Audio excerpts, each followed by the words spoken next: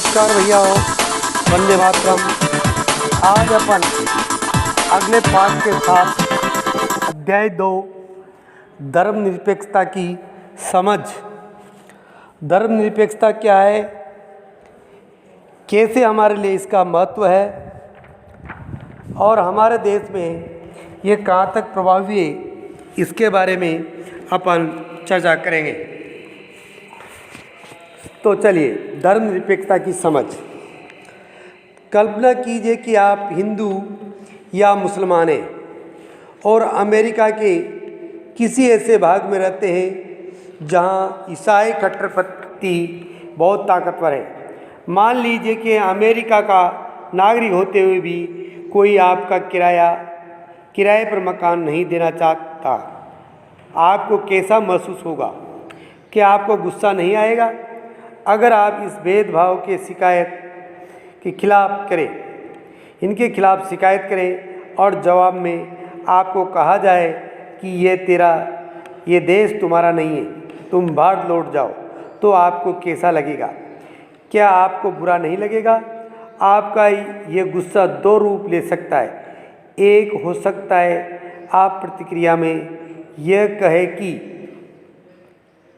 जहाँ हिंदू और मुसलमानों की तादाद ज़्यादा है, वहाँ ईसाइयों के साथ भी इसी तरह का बर्ताव होना चाहिए। यह बदला लेने वाली बात है। या फिर आप ये राय बना सकते हैं कि आपको इंसाफ मिलना चाहिए। इस सोच के आधार पर आप संघर्ष का रास्ता चुनकर इस बात के लिए आवाज़ उठा सकते हैं कि धर्म और आस्था के आधार पर किसी के साथ भेदभाव नहीं होना चाहिए।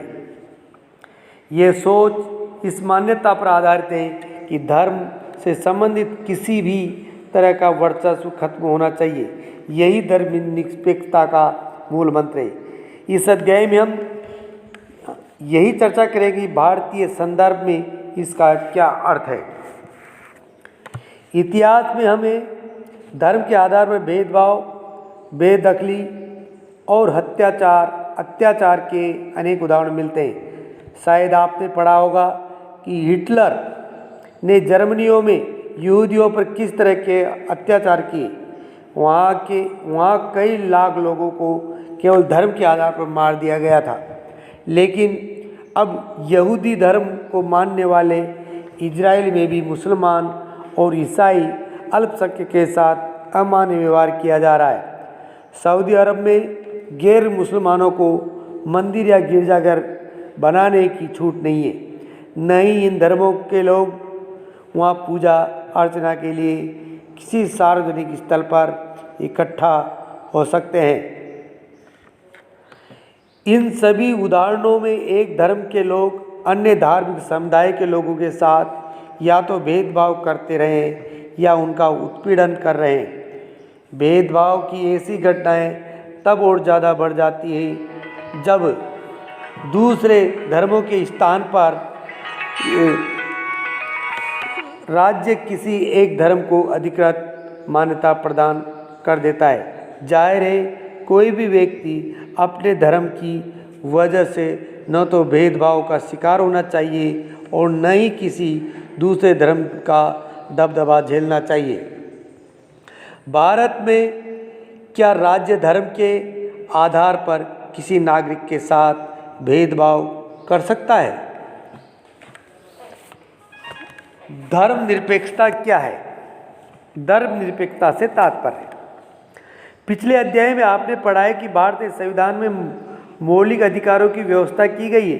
ये अधिकार न केवल राज्य की सत्ता में से हमें बचाते हैं, बल्कि बहुमत की निरंकुशता से भी हमारी रक्षा करते हैं। भारतीय संविधान सभी को अपने धार्मिक विश्वासों और तौर तरीकों को अपनाने की पूरी छूट देता है।